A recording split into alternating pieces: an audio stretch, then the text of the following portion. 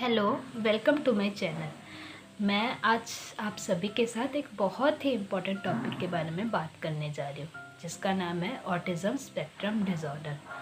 आपने कभी ना कभी ऑटिज़म स्पेक्ट्रम डिज़ॉर्डर के बारे में सुना ही होगा, या फिर आपने बॉलीवुड मूवीज़ भी काफ़ी आ गई है जिसमें ऑटिज़म के बारे में बोला गया है, जैसे my name is Khan, Tanvi the great, barfi में प्रियंका चोपड़ा का जो कैरेक्टर था वो ऑटिज़म दिखाया गया है, ऑटिस्टिक डिज़ॉर्डर दिखाया गया है। तो ऑटिज़म स्पेक्ट्रम डिज़ॉर्डर क्या होता है?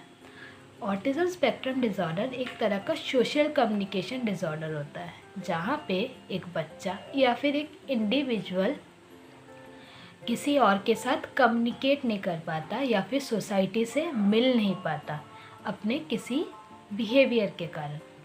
तो ऑटिज़म स्पेक्ट्रम डिज़ॉर्डर कैसे होता है? क्या ये जेनेटिक है? नहीं।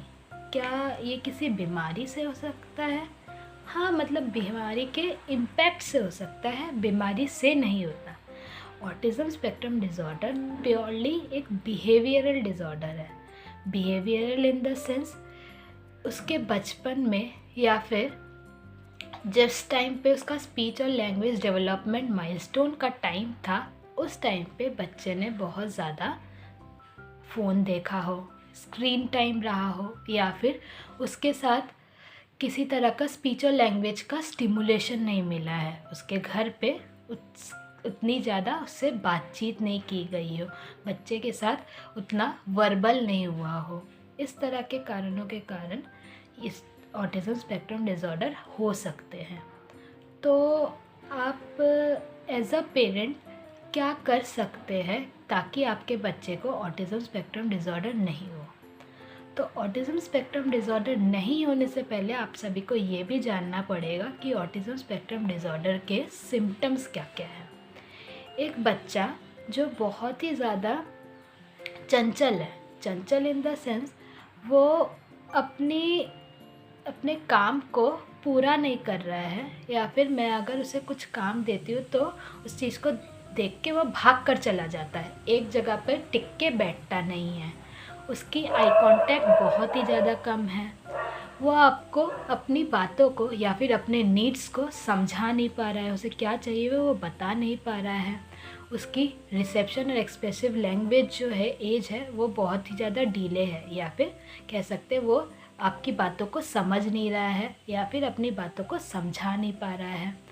कभी कभी देख सकते हैं कि उसके मुंह से इस तरह की कुछ कुछ आवाज़ें आ रही है, वो ऐसे कुछ बातें बोलते जा रहा है जिसका कोई मतलब नहीं है, बिना मतलब के हाथ फड़फड़ाता रहता है, बिना मतलब के गुस्सा हो जाता है, चिड़चिड़ाता है, अपने आप को हार्म करने की कोशिश करता है, किसी चीज़ से उसे डर नहीं लगता है, हाइट का डर नहीं है, आग का डर नहीं है, इस तरह की भी चीज़ें आती है। वो अकेले रहना पसंद करता है, लोगों को पसंद नहीं करता है, या फिर अगर मैं उसे कुछ बताने की कोशिश कर रही हूँ, कुछ समझाने की कोशिश कर रही हूँ, वो हमें पूरी तरह से इग्नोर करेगा, अनसुना करेगा। आपको लगेगा कि बच्चे को सुनाई नहीं दे रहा है, लेकिन ऐसा नहीं है, बच्चे को सुनाई दे रहा होता है लेकिन वो हमें इग्नोर कर रहा होता है। तो इस ऑटिज़म स्पेक्ट्रम डिज़ॉर्डर के सिम्टम्स आप लोगों ने जान लिए, तो आप कैसे समझे कि ऑटिज़म स्पेक्ट्रम डिज़ॉर्डर कब आता है? मोस्टली ऑटिज़म स्पेक्ट्रम डिज़ॉर्डर को हम लोग एज अ ट्रेट या फिर एज अ डिज़ॉर्डर हम 3 इयर्स के बाद से ही बोल सकते हैं, उससे पहले हम लोग सिम्टम्स में जा सकते हैं। तो एज अ पेरेंट आपका काम ये है कि ऑटिज़म स्पेक्ट्रम डिज़ॉर्डर को या फिर ऑटिस्टिक फीचर्स को, सिम्टम्स को प्रिवेंट करना। आपका सबसे बड़ा काम है बच्चे को स्क्रीन टाइम बिल्कुल भी नहीं देना है।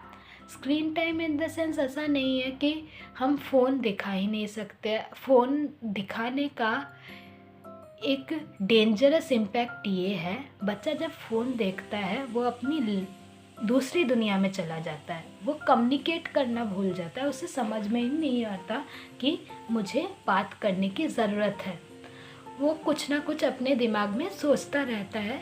ऐसा नहीं है कि बच्चे की कॉग्निशन ख़राब होती है, बच्चा समझ नहीं, बच्चे की इंटेलिजेंस नहीं है, बच्चा इंटेलिजेंट भी है, इंटेलिजेंट भी हो सकता है, लेकिन प्रॉब्लम है वो सोसाइटी के साथ मिल नहीं रहा है, कम्युनिकेट नहीं कर रहा है।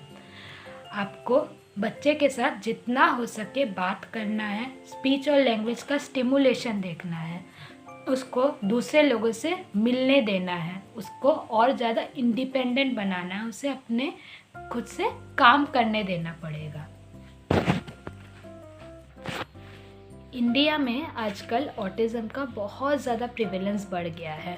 तो कह सकते हैं 2 साल से 9 साल के बच्चे में हर 65 बच्चे में एक बच्चे को ऑटिज़म हो रहा है। तो ऑटिज़म स्पेक्ट्रम डिसऑर्डर किसी तरह की कोई बीमारी नहीं है, वो पूरी तरह से एक बिहेवियरल इशू है, जिसको प्रिवेंट करने का एक कारण है कि प्रिवेंट करने का रूट कॉज होता है पेरेंट्स ही इस चीज़ को प्रिवेंट कर सकते हैं।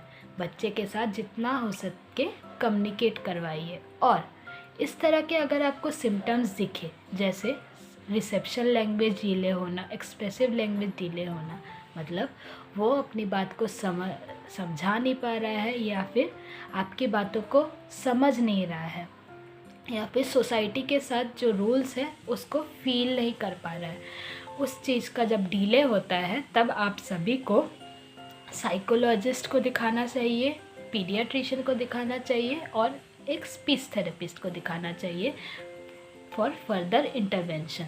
मैं स्क्रीन पे रिसेप्टिव लैंग्वेज एज के लाइनस्टोन्स, एक्सप्रेसिव लैंग्वेज एज के माइलस्टोन्स और सोशल कम्युनिकेशन के माइलस्टोन्स भी दे दूँगी। आप लोग पॉज करके उस वीडियो को देख लें और अपने बच्चे की लैंग्वेज एज के साथ मैच कर लें।